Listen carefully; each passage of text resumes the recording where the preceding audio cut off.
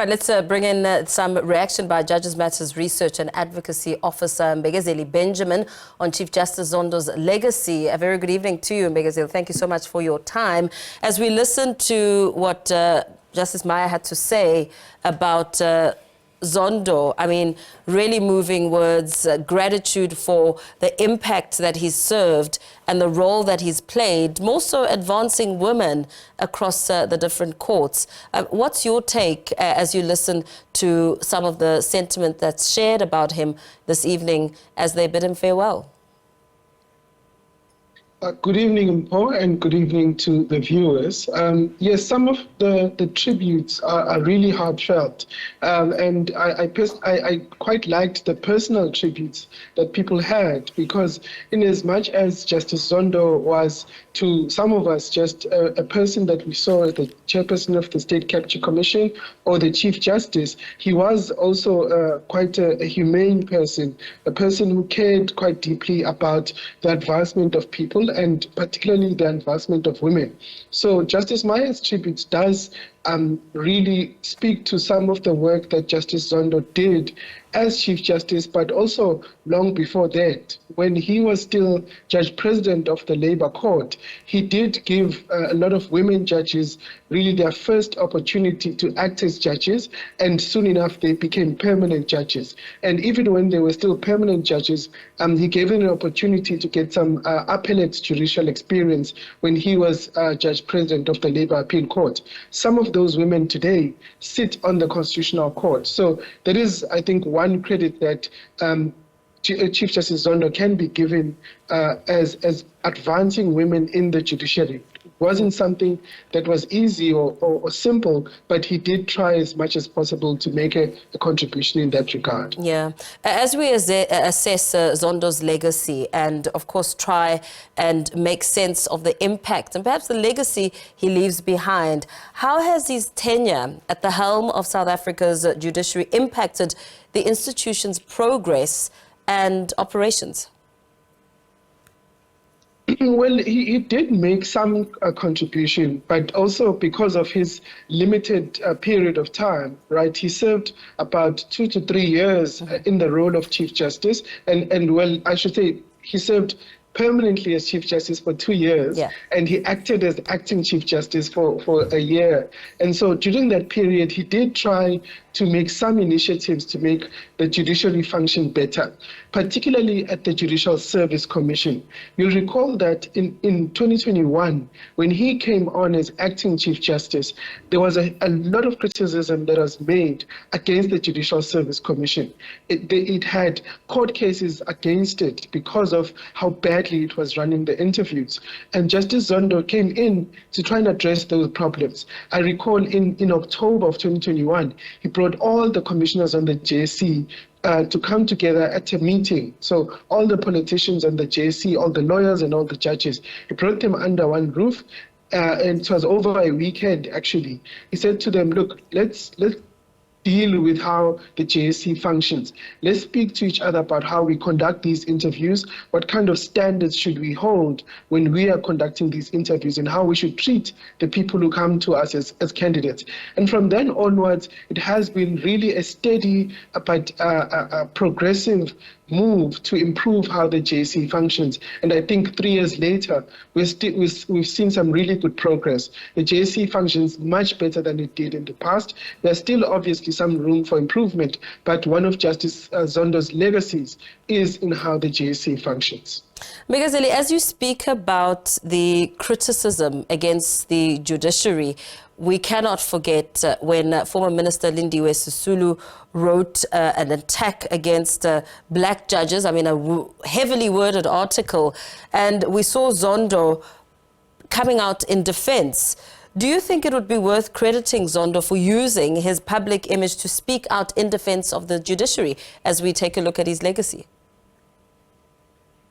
Yes, so one of the roles of Chief Justice is to speak for the judiciary, but also in defense of the judiciary, because the judiciary is an institution. Judges ordinarily cannot go to the media or go on television and just speak anyhow.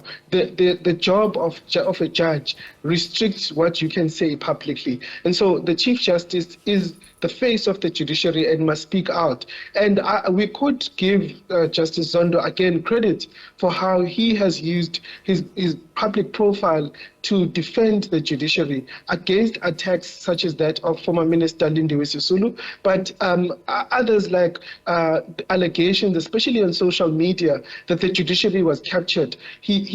Chief Justice Zondo would come out quite strongly to say, if you do have allegations of capture or any sort of malfeasance by judges, you should come forward with those allegations. And in all the time that he has been repeating that message, I don't think there's anyone who's come forward with credible evidence of allegations of capture. So that was really important for Chief Justice Zondo to do, and it's something that he did quite well. He did speak in defense of the judiciary, and it inspired confidence amongst judges that at least they have someone who has their back in terms of defending their integrity.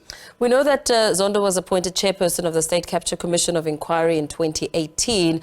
How would you view his progress? I mean, the work, the contribution that he made with that commission? Well, that was perhaps his most public role, right? Most South Africans know him and know his face and his voice because of his work on the State Capture Commission. Yeah. Earlier on, just a few minutes ago, former Chief Justice Mogoeng was explaining actually that Zondo wasn't even the first person to be considered as chairperson. He was a reluctant candidate to come forward, but eventually they managed to persuade him to chair the commission. And over those 4 years in which he did sit as chairperson of the State Capture Commission, it was a very difficult job. He faced very strong criticism for some of that work. A lot of it was really baseless, but it was really a tough job, and it put him in the center of the political sphere in our country, and it's not something that most judges would have been comfortable. And so that is something, again, we can give him credit for stepping up for public service, for the greater good. We do have some reservations, though, about how after the State Capture Commission had ended, yes, he still spoke as if he was chairperson of the State Capture Commission, and at times that was inappropriate, and we do feel that he could have been more careful and shouldn't have spoken at times on state capture-related issues. But overall, he did do a good public service, which instilled public confidence in our institutions. Yeah, because, I mean, we did hear President Cyril Ramaphosa denying that his administration had failed to act on the Zondo Commission of Inquiry recommendations after, having heard Zondo speak a lot about that. What would you say were some of his most successful endeavors as we look at the very hard, massive task of being Chief Justice? Yeah, I spoke earlier about the Judicial Service Commission and how he has assisted in getting that institution to function properly. But he also did try to get the Constitutional Court working a lot better. Currently, the Constitutional Court is in a bit of a crisis in terms of the workload that it has and the resources that it has to deal with that workload.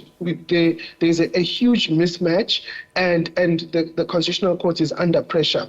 He did put forward some initiatives to try and address the crisis at the Constitutional Court. You recall late last year, he tried to bring on retired judges to try and assist in carrying out the workload at the Constitutional Court.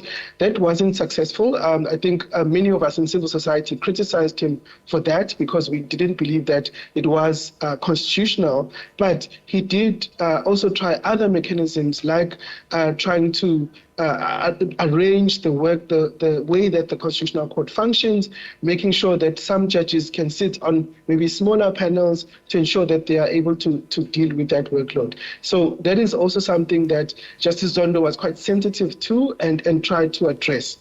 The other aspect, of course, he spoke quite strongly about how the judiciary should unite. And late last year, we saw the judiciary come together in the first judges' conference in over a decade.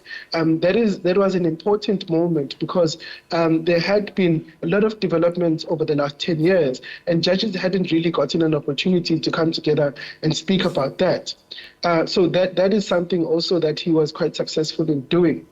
The third aspect, which I think is something that the new Chief Justice who's coming in will need to take up, is the question of the administration of the judiciary. It has been something that Justice Zondo spoke about when he first came on as Chief Justice in 2022, and he said he will address it. And over the years, he did meet with the President and meet with the Minister, but it is still not resolved. And so it is something that, although Justice Zondo put a lot of work in, he ultimately was not successful in getting that resolved, and that is something that Justice Maya will need to take up going forward.